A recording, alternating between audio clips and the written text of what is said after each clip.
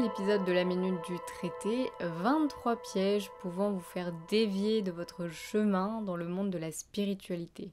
Le monde de la spiritualité est un monde séduisant où il est bon de faire partie aujourd'hui presque au même titre que le monde artistique ou politique, mais prenez garde, il est bien plus facile de faire dévier quelqu'un dans ce monde-là que dans les autres domaines. Et oui, une personne dans le monde de la spiritualité est happée par cette quête du mieux-être et par cette lumière éblouissante, mais qui malheureusement n'est pas toujours réelle. Pour ma part, et évoluant sur ce chemin depuis plusieurs années maintenant, j'ai vu beaucoup de choses, de tout et n'importe quoi, mais surtout j'ai vu beaucoup de gens dévier. Alors on dévie tous au début, moi inclus, mais le but évidemment c'est de s'en rendre compte pour manœuvrer et ainsi se remettre très vite dans le droit chemin. Malheureusement, il y en a clairement qui risquent de ne pas revenir tout de suite et qui sont persuadés d'être alignés, d'être amour et lumière, que c'en est presque terrifiant. Voici donc une liste non exhaustive de tous les pièges du monde de la spiritualité qui peuvent vous faire dévier de votre chemin. Alors comprenez par piège ce que l'on ne voit pas de prime abord, ça veut donc dire que dans ce monde-là, ça va être tout ce qui est insidieux et tout ce qui va se faire malgré vous sans vous en rendre compte. Autrement dit, ce qui est malin. Premier piège, devenir déconnecté de la réalité matérielle. Alors c'est le plus gros problème à mon sens. Beaucoup trop de gens quittent le monde terrestre, rejettent le monde terrestre et trouvent refuge ailleurs, dans le monde, on va dire, imaginaire, puisque c'est pas réellement le monde céleste. C'est une fuite, évidemment. Les gens pensent qu'être spirituel, c'est rejeter la matière. Pas du tout. Il faut prendre garde à ça, être bien ancré spirituellement, c'est être parfaitement aligné et équilibré entre matière et spiritualité. Deuxième piège, pensez que vous êtes un élu parce que vous avez une mission. Alors on est tous des élus et au lieu de parler de mission, on peut dire qu'on a plutôt une tâche à accomplir sur cette terre, une tâche simplement pour égayer, pour sublimer et pour rendre notre monde meilleur. C'est exactement comme pour notre société, nous avons tous un métier, nous avons tous une fonction pour faire fonctionner au mieux la société. Troisième piège, oublier qui l'on est en raison de l'uniformisation identitaire. Autrement dit, pensez que pour être spirituel, il faut adopter un comportement type, par exemple vouer un culte sans relâche au dieu de la bienveillance, se montrer très namasté comme j'aime bien le dire, ou simplement faussement gentil, adopter certaines postures, faire des faux sourires, s'interdire de ressentir des émotions négatives, dire des mots types, suivre les tendances en vogue du monde spirituel, oui car la mode est partout, même là où on ne l'attend pas, et finir par oublier qui l'on est. S'éveiller spirituellement ne veut pas dire changer de personnalité, mais devenir soi, devenir authentique. À force de se projeter vers une image bouddhique, une image namasté méditative, on a affaire à des gens qui en réalité ne savent plus qui ils sont, ils aiment tous la même chose et au final il n'y a pas vraiment de recherche de soi. Puisque c'est toujours la quête du bonheur, du mieux-être avec ce fameux je veux aller mieux, je veux aller bien, je veux trouver le bonheur, etc. etc. Mais on n'entend jamais le qui suis-je vraiment. Vous êtes unique, devenez unique. Quatrième piège, réorienter toute sa vie professionnelle, personnelle aussi, dans le monde de la spiritualité par intérêt pour le sujet et parfois un petit peu par facilité. C'est peut-être aussi parfois une fuite. Pourtant, il faut de tout pour faire un monde, pour faire grandir une civilisation, il faut des gens sur tous les fronts et surtout dans les métiers et domaines où on ne les attend pas. Rien n'empêche d'agir des deux côtés, à la fois dans le monde matériel et plus spirituel. Tout n'a pas à devenir un espèce de fan club de la spiritualité dans votre vie. Cinquième piège, tomber dans l'insouciance du célèbre les guides mondiqueux. Prenez garde aux canalisations sauvages, on peut dire tout et n'importe quoi avec de la canalisation, enfin, soi-disant de la canalisation. Le mieux est toujours d'aller vérifier avec d'autres méthodes ou simplement dans la matière ce qui est dit. Une vérité spirituelle devrait toujours pouvoir trouver racine dans la matière. Discerner le vrai du faux demande de la pratique, du temps et quelques années. La meilleure arme, c'est de se renseigner au maximum. Sixième piège, penser que la spiritualité se limite uniquement au sujet de la vie après la mort, des chakras, des relations d'âme, du taux vibratoire, des entités, etc., etc. Au contraire, la véritable spiritualité se situe dans la globalité du monde et se concentre surtout dans les coulisses de tous les sujets de ce monde. Comme je l'ai dit, être lucide sur le monde de la spiritualité et complètement endormi sur tous les autres domaines ne fait pas de vous un éveillé. 7e piège, pensez détenir la connaissance du monde parce que vous avez acquis bien plus de savoir que votre entourage dans ces domaines-là. Le fameux ego spirituel dont parlent certains, bon, je n'aime pas ce terme, je ne le comprends pas, ça ne veut rien dire à mon sens, c'est tout simplement de l'ego. Qu'il soit sur le sujet de la spiritualité ou pas, ça reste de l'ego. Tout le monde passe par là au départ, c'est normal, il faut vite s'en rendre compte et apprendre à canaliser son savoir et ses connaissances sans plus chercher à convaincre qui que ce soit. Commencer à s'éveiller est seulement le point de départ d'un très long chemin qui vous attend. 8e piège, exploiter sans s'en rendre compte la misère humaine et profiter du malheur des gens. C'est triste, mais je le vois tous les jours. Proposer des stages, des consultations, des tirages à des prix exorbitants, car plus il y a de malheureux, plus il y a de l'argent à se faire. Gagner de l'argent, bien sûr, ce n'est pas interdit dans ce monde-là, tout travail mérite salaire, mais parce qu'on est dans un domaine sacré, une certaine éthique est attendue. Être aligné avec ce qu'on fait et être juste avec les autres est la moindre des choses. 9e piège, se laisser emporter par le collectif. Pensez par exemple que faire tout de façon collective, en pensant que si toutes les énergies de lumière se réunissent, alors il y aura un super méga égrégore de lumière. Comment savez-vous que les énergies de votre voisin sont louables et nobles ? Je pense que beaucoup de gens connaissent ma position là-dessus, mais pour moi, c'est l'un des grands dangers du milieu. Les égrégores et autres énergies collectives font plus de dégâts qu'autre chose, alors cultivez votre solitude, vous aurez mieux fait d'avancer plus vite vers la lumière qu'en groupe.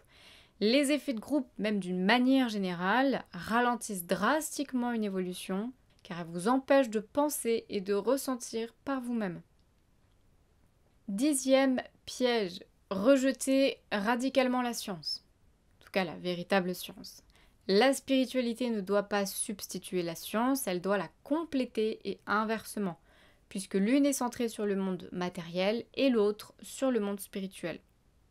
11e piège, remettre tout et absolument tout en question. Alors il faut du discernement, je suis la première à dire qu'il en faut, mais il ne faut pas non plus tout remettre en question. Tout n'est pas faux et tout n'est pas vrai.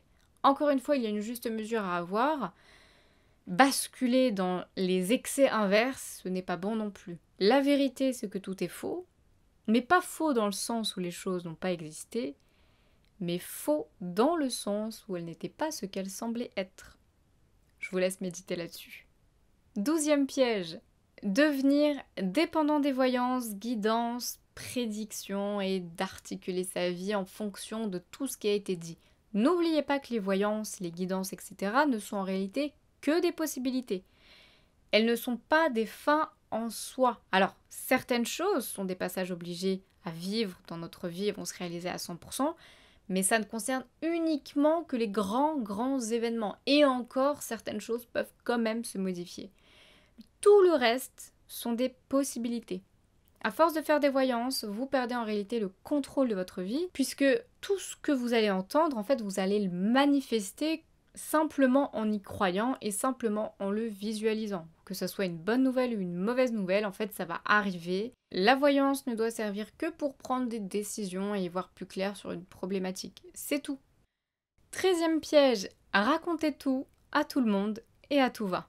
Qui dit spirituel dit sacré, qui dit sacré dit intime. Votre foi vous regarde, votre chemin vous regarde, votre rapport à Dieu vous regarde.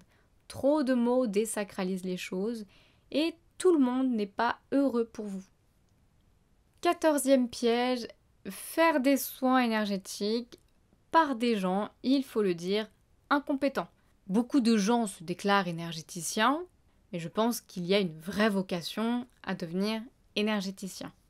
Faire un soin énergétique par une personne encore plus pollué que vous sera contre-productif. Prenez garde aux gens que vous sollicitez, observez leur environnement, ce qu'elles dégagent et vous aurez un indice quant à son rayonnement. 15e piège, et c'est un piège bien connu, pensez que jouer avec les esprits justement est un jeu. Pour le coup, ça peut être un jeu très dangereux et ça risque de vous laisser des souvenirs que vous allez regretter. Ne jamais réveiller les morts, en tout cas ceux qu'on ne connaît pas du tout, et les esprits uniquement pour s'amuser. 16e piège, pensez que tout est un signe ou une synchronicité. Le signe ne se cherche pas, il se manifeste à soi. Il doit provoquer en soi un étonnement, une émotion forte qui vous fait dire que c'est troublant, étrange. Vous ne devez pas vous y attendre. Le mieux est de demander au ciel de vous mettre le signe adéquat à votre problématique quand vous ne vous y attendrez pas.